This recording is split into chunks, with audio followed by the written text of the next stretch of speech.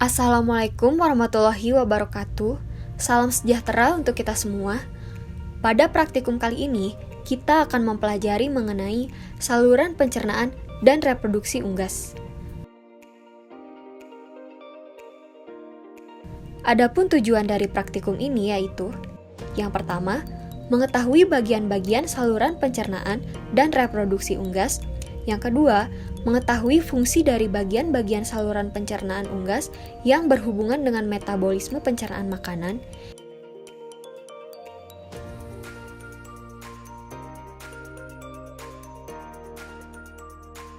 Setelah mengetahui bagian-bagian dan fungsi dari saluran pencernaan unggas, selanjutnya kita akan membahas mengenai bagian-bagian saluran reproduksi unggas serta proses terbentuknya telur pada saluran reproduksi unggas betina. Saluran pencernaan unggas terdiri dari traktus alimentarius dan alat aksesoris. Traktus alimentarius terdiri dari beberapa organ, di antaranya mulut, esofagus, crop, ventriculus, proventriculus, usus halus, cecum, usus besar, dan kloaka. Sedangkan alat aksesoris terdiri dari hati, pankreas, dan limpa. Susunan alat-alat pencernaan tersebut berguna untuk pemasukan, penyimpanan, pencernaan makanan, dan pembuangan bahan-bahan yang tidak berguna untuk tubuh unggas. Ukuran saluran pencernaan unggas pemakan hewan saja atau karnivora seperti elang lebih pendek dibandingkan dengan unggas pemakan bijian atau herbivora dan pemakan bijian serta hewan atau omnivora. Oleh karena itu, ukuran saluran pencernaan unggas dipengaruhi oleh beberapa faktor, di antaranya spesies atau bangsa, umur, jenis makanan, dan kandungan serat kasar pada makanan atau ransum. Saluran pencernaan unggas sangat sederhana bila dibandingkan dengan ruminansia. Karena itu, unggas termasuk hewan monogastrik, yaitu berlambung satu.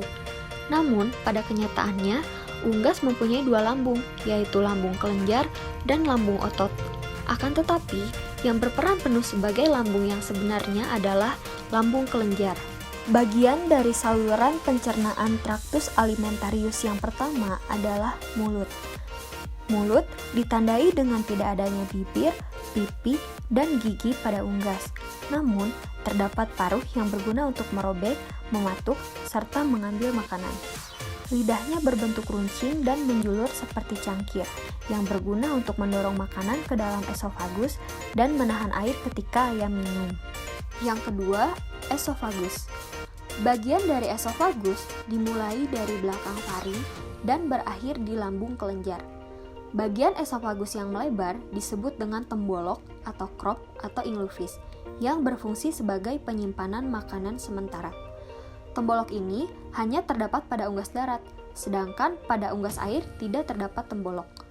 Pada merpati, crop juga berfungsi untuk memberi makan anaknya, yang disebut dengan crop milk. Yang ketiga, proventriculus atau lambung kelenjar atau pars glandularis. Proventriculus merupakan bagian yang menebal yang menghubungkan esofagus dan lambung otot. Proventriculus disebut juga lambung sebenarnya atau lambung sejati, karena lambung ini bekerja secara kimiawi yang menghasilkan asam lambung atau HCl beserta enzim pepsin untuk mencerna protein. Selanjutnya, ventriculus atau lambung otot atau pars muscularis atau yang biasa dikenal dengan gizzard. Gizzard merupakan saluran pencernaan yang menghubungkan lambung kelenjar dengan duodenum. Dinding lambung otot ini terdiri dari jaringan otot yang tebal, kuat, berwarna merah, dan diselimuti oleh suatu lapisan epitel tebal dan bertanduk yang disebut dengan lapisan koilin. Pada bagian ini, makanan yang bercampur pepsin HCl dipecahkan secara mekanis dengan bantuan grit. Grit merupakan kerikil, kulit kerang, atau benda keras lainnya yang berada pada gizzard. Yang kelima, usus halus atau small intestine. Usus halus berfungsi untuk penyerapan atau absorpsi zat-zat makanan. Bagian duodenum berbentuk huruf U, sedangkan batas antara jejunum dan ileum nampak kurang jelas. Jejunum dan ileum berbentuk memanjang dan berkelok-kelok serta digantung oleh membran tipis yang disebut dengan mesenterium. Yang keenam ada cecum atau usus buntu. Sekum merupakan bagian dari saluran pencernaan di antara usus halus dan usus besar. Meskipun fungsi seka ini belum jelas, namun di sini terjadi pencernaan serat kasar dengan enzim selulase dan menghasilkan vitamin K serta vitamin B12. Selanjutnya ada usus besar atau large intestine. Usus besar merupakan bagian yang berfungsi untuk menyerap air dan menampung feses. Bagian ini terdiri dari kolon dan rektum. Bagian terakhir dari saluran pencernaan traktus alimentarius yaitu kloaka. Kloaka merupakan bagian yang membesar dari saluran pencernaan yang menghubungkan usus besar dan anus. Kloaka juga merupakan muara dari 3 saluran, yaitu saluran pencernaan, saluran reproduksi, dan saluran uregenitalia. Selanjutnya, terdapat anus yang merupakan bagian luar dari kloaka.